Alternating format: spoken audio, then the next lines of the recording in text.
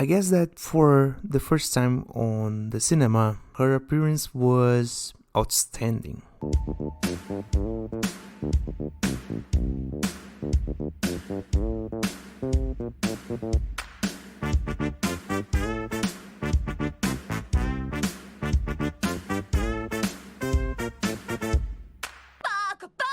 Hello everyone, welcome to the Weeb Initiative. I'm your host, the Weeb. This is the show where every other week I'll be talking about anime, manga, and everything in between. This week I'll be talking about Colorful Stage, the movie, Miku Who Can't Sing. So before I start, some disclaimers, this spoiler alert, I'll be talking about everything that happens in this movie, although there's no real plot twist or something that would really warrant the spoil, but anyways, just spoiler alert. Second thing, and this is more of a housekeeping kind of deal. Many of you, if you listen to the last episode, may recall that I talked about reviewing Acto the Exiled, the OVAs from Code Geass. Though, due to me, let's say, pushing a lot and procrastinating to actually watch it and do the review, I thought that it was only 3 hours long, but actually was like 5. And easy to say that I don't actually have reasonable time to actually do the review now, because I had to watch it still, and for the most part that's why I have this one to do, because this is something that I wanted to talk about already, and it's something that I could easily, let's say, I did watch it, so it is something that basically a quick change. If I was going to do this after Acto the Exile, this is coming before, because yeah, it's my fault. So before I even start with everything, let's just a little story time. So I am kind of a note head when talking about Vocaloid and stuff, and this being the first actual, let's say, anime really for Vocaloid, I really thought that this was something that I really wanted to like get into and actually see for myself, and for that reason going to the cinema was a no-brainer, right? Easy to say that for me at the release I don't actually go to cinema very much. I think the last time, and I may have mentioned this before, but the last time I actually went to the cinema to watch something was on the first Wonder Woman movie, so it's been a while. And this is both because most of the Western movies don't actually attract me anymore, that's a whole nother story, and also because going to the cinema in general does not really attract me that much. That's a whole nother discussion, that's not the point here. And in the fact that this is one of the few anime movies, really interesting anime movies at the release that came out in the West that I really wanted to watch. Second place maybe the Overlord movie, though I have not watched Overlord for a long time, so I couldn't really tell you what the hell the movie was about, even though it's kind of out there and stuff, but I have not watched that movie. That's a whole other different discussion to have, but easy to say, this is one of the few movies that actually pushed me to go out and actually watch on a theater. Also because, and this is let's say not really a caution, but something that I think that some people may want to know. But due to the overwhelming success of this in Japan specifically, that is to say that here at the release on my city, they chose the worst time slot possible to actually air this, and whenever I wanted to try that, there was only one time slot and one session each day, which then made the whole ordeal a whole odyssey, let's say, because the time slot was terrible, and also because the release was really short. I think they had it for like 1.5 weeks, not even 2. Overall, just a really like fucked up scheme. And not only that, but this is going to be a kind of a more niche movie, and I understand why theaters wouldn't want this to be like more featured, though again I don't see why people like, why wouldn't they use the other time slots? I have a really hard time understanding what they had on the other time slots, because from my perspective there weren't really many good movies coming out at that time, though that's on me. That may be something that people may disagree with, but again, the whole thing was kind of hard to get together, right? So with work and stuff. That being said, this was released on theaters on a great part of the West, so many countries, and from what I understand, there's no dub for this. It's only subs on each individual respective language. And furthermore,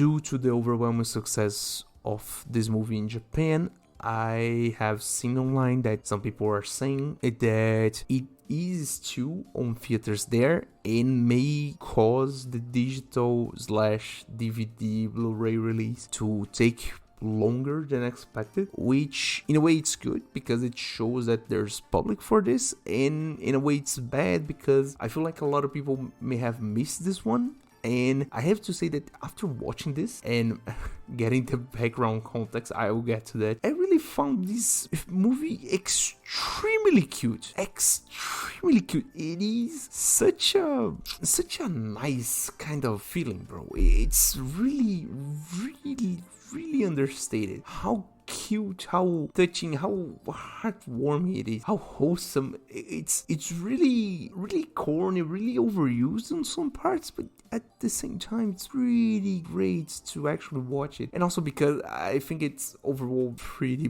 cute in all of the, let's say, relevant fronts. So just to give the stats, so Colorful Stage is an anime movie. It was originally released on January 2025 in Japan, and later I think April or May, depending on the country, worldwide. It has 105 minutes. It was done by PA Works, also known for Angel Beats, Another, Charlotte. And according to the article here, it's saying that they did the Musume anime, although I would think that it was done by Cygame's own production company, though I don't actually know about that, so take that for what you will. That being said, the movie is pretty well animated. It has let's say, not restrained, but a conscious use of 3D. And this is a thing that now I need to actually have.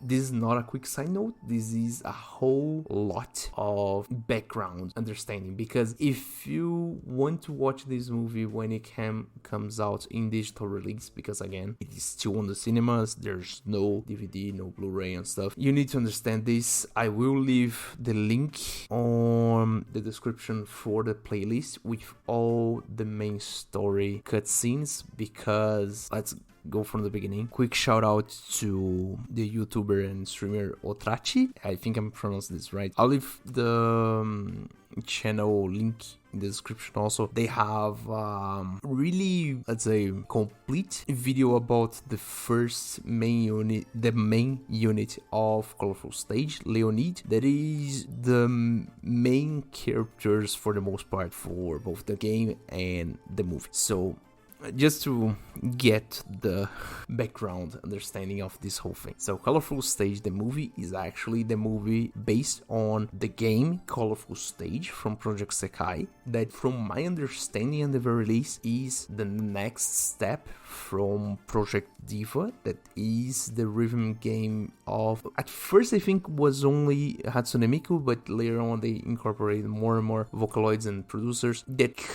came out, I think, in the PS3 or PSP, and has been kind of strong ever since. I'm not really someone, and I may have mentioned this before, I'm not someone that really likes rhythm games all that much, because I'm really tone deaf for the most part. But I know that a lot of people really love it, so there's that. And Colorful Stage is the mobile gacha version of, let's say, something like that. That being said, Colorful Stage has its own story, and basically it covers the story of 5 different, let's say, units. They are 5 groups of friends that each have their own personalities and stuff. They each have their own mini settings, though they all are within Tokyo in present day, and they are loosely connected between each other. So maybe one of the members is of one unit is the brother or sister of another one, or they live together or something like that. And for the most part, that's basically it. And we have then inside of the gacha game, we have the story of these 5 units: Leonid, More Jump, Vivid Bad Squad, Wonderland Showtime, and Night Court at 25 hours. And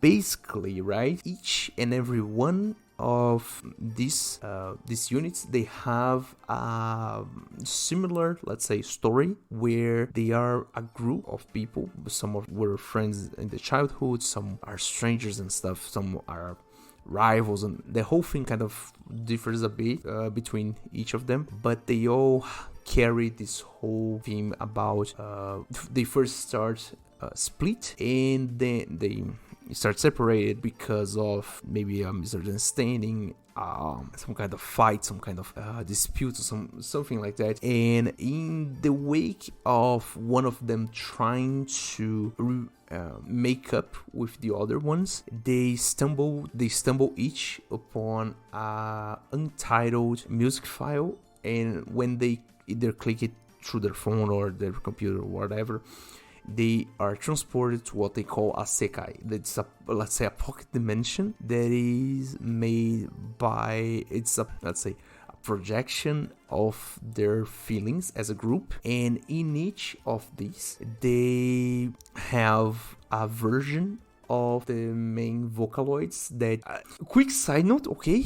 Main Vocaloids is the way that I'm choosing to say this, though me as an old head, I'm really pissed that there's no Gumi and there's no IA. Though I know that IA is kind of a plugin for third-party company and stuff, and so it really isn't mainstay Vocaloid.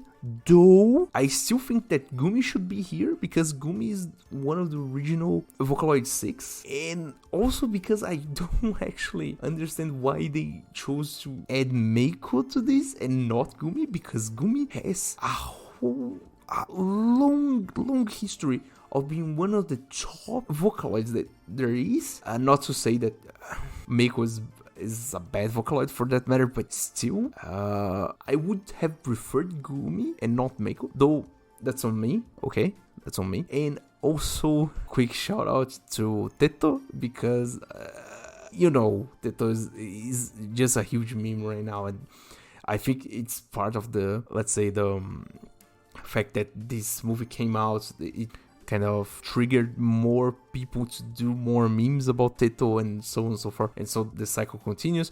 But back to the story. So in each of the sekais, each group have their respective version of Miku. So for instance, Leonid will have a more school version of Miku. More Jump will have a more idol version. Vivid Bad Squad will have a more hip-hop, rap, trap version of Miku.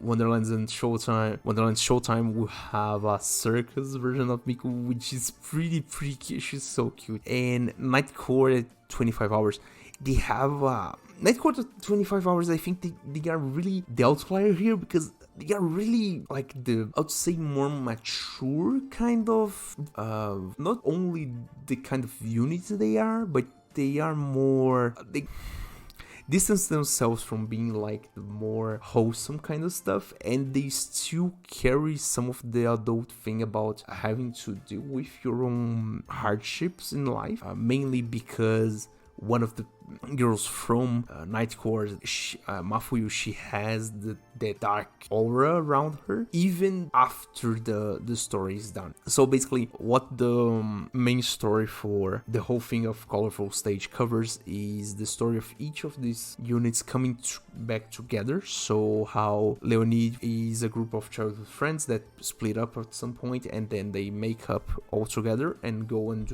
create a band. That's pretty nice. More Jumps, basically the same thing, but with idols, retired idols that have basically given up, and so it kind of feels a bit on the same vein of Wake Up Girls in a way. And Vivid Bad Squad is about how can I say that? And this is all things that I took from only the main story cutscenes and not from the game. Again, I have not played that game whatsoever. I know that they have global servers. I'm not going into that because, again, I'm not good with rhythm games. That's for the people that like it. I am just really trashed at them, and so I really like that they added all the cutscenes to YouTube. Thank you. So Bad Squad is a group of rappers that came together after a fight and struggle in a competition. Wonderland's Showtime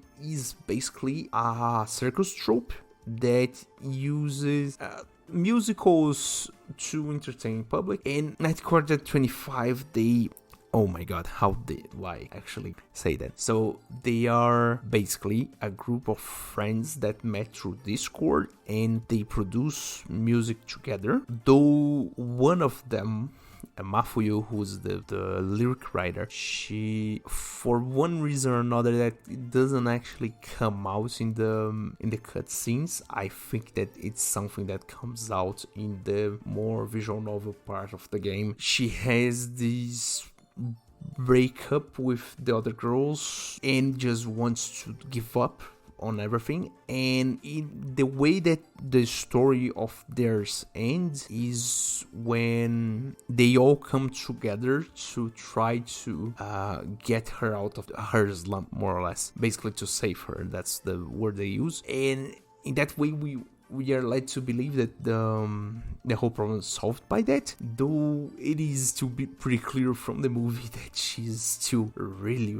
she has that darkness within her still. Though it is not really important for the movie itself, but it's important to understand where each of these characters kind of come from. I don't actually remember many of the names of the characters because let's just say, and this is already talking about the movie assumes that you know what the hell is happening and who are these people, because there's no exposition whatsoever from background and stuff.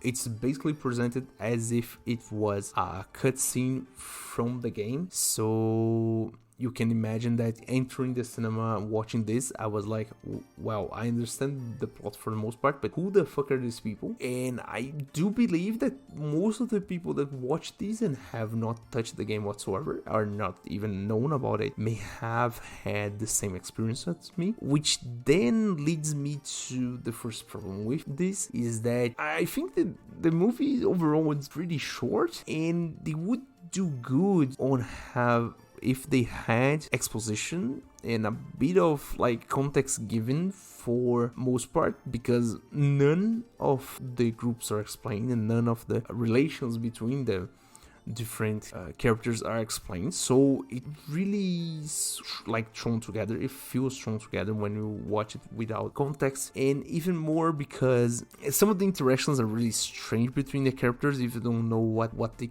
come from, what's the background between them. And then we reach the part where the movie actually comes to complement the story, right? So what is this movie about really? So we have these 5 units and they each have their own Miku, their own Sekai, and their own particular stuff. Though at some point, for some reason, a different Miku from all of them comes out of nowhere and communicates with them. So she first goes to Leonid and then she presents basically her why she's there, why she is communicating with them. That's why she... And this is a thing that really is translated symbolically to the end that I will want to kind of explain. She's all dressed in grays and blacks with no real flair to her outfit, and she has this one problem where she can't find really her Sekai and not reach people to join her in her Sekai. And basically her plea is that she wants to learn the songs from people that have contact with other Mikus and learn from other Mikus to try to reach people's hearts and discover their true feelings. The whole thing about having a Sekai, having a Miku with you, is that she helps each and every group to find their true feelings, to find their understanding. And for the most part, the whole plea of this Miku is that she has people that need her. She knows who they are, but she can't really communicate with them because they, for one reason or another, can't really how can I say that, they don't want to communicate with her, if that makes sense. Not really like they don't want to, but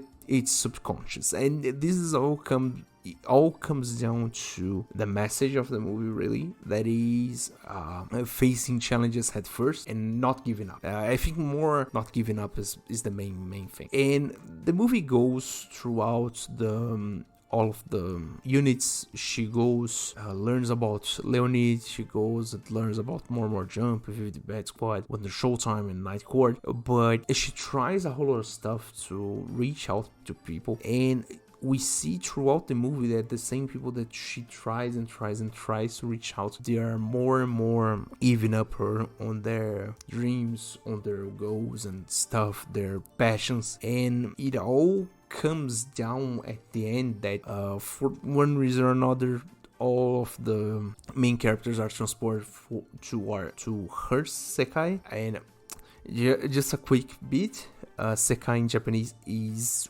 world, so there's a play on words there. And when they are transported to her Sekai, they learn of what she's struggling with, the way that she's trying to contact people, and even though she's doing her best and trying again and again, she can't reach them. And after a really weird interaction, they learn that there's like let's say a bomb in her Sekai, and a few instants before it explodes, she transports everybody out of there. It then explodes, dumps a whole lot of, let's say, darkness within the Sekai, and spills out to other Sekai and ends up grabbing every other Miku. None of the other Vocaloids, so we have Luca, we have Meiko, we have Kaito, Rin and Ren, but it only grabs Miku's. And from that point on, we already at the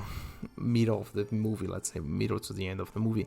Each of the units then come together and realize that they need to spread the message that one Miku had on her song to other people, try to reignite their passion, try to convey the message to their hearts through their songs. And in that way, each of the units come out with a song, basically with the same message, but each of their own style. And this was the part that I just lost, because when I talked about the movie from Nijigasaki, I said that 2 insert songs back to back was a lot, right? So get this, in this movie they have 6, and oh my god, they're all awesome. So basically all of these are written and composed by Deco27, that is the most prominent, most famous Vocaloid producer right now. He basically built his whole empire with the help of Miku. The ending is arranged by TWI, who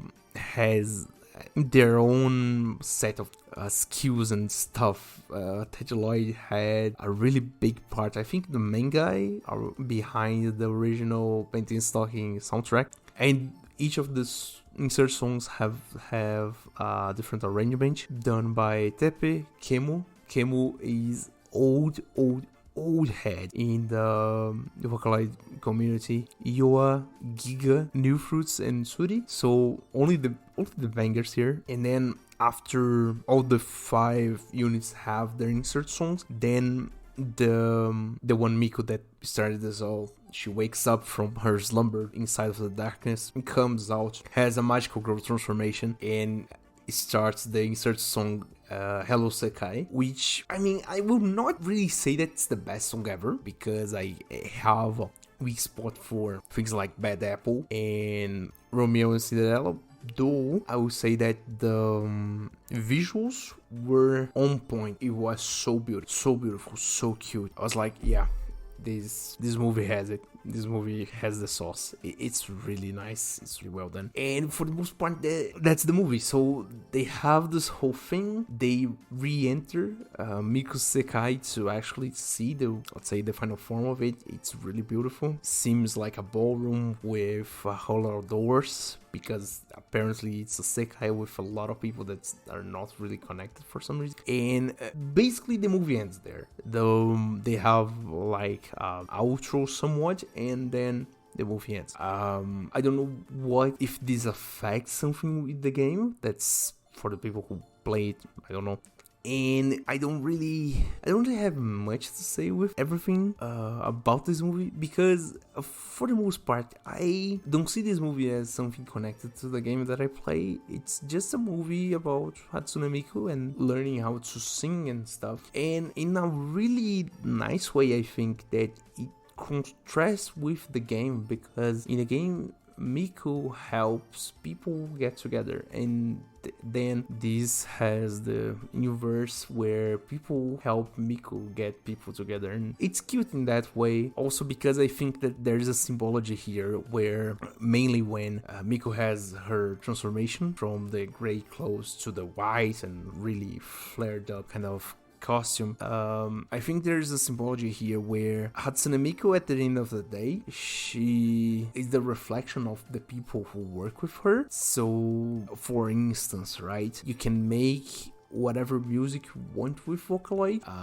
The only thing that really changes is, aside from arrangement stuff and the musical stuff, the only thing that really changes is whether or not whether you have a happy or sad message, something of a theme or something like that. And for instance, right, you have songs like Where's Mine, and you have songs like Jekyll and Hyde. And for the very few people who actually know what Jekyll and Hyde is, or even, let's say, a bit more, let's say, central, not really that niche, but if you search for the original whole night series of Vocaloid 6, that's a whole nother thing. The songs sound pretty nice, though the theme is pretty fucked up. And the same thing for like Vocaloid 8. I think it's Tokyo Detective Squad. Oh my god, I have so many Vocaloid songs that I can mention here.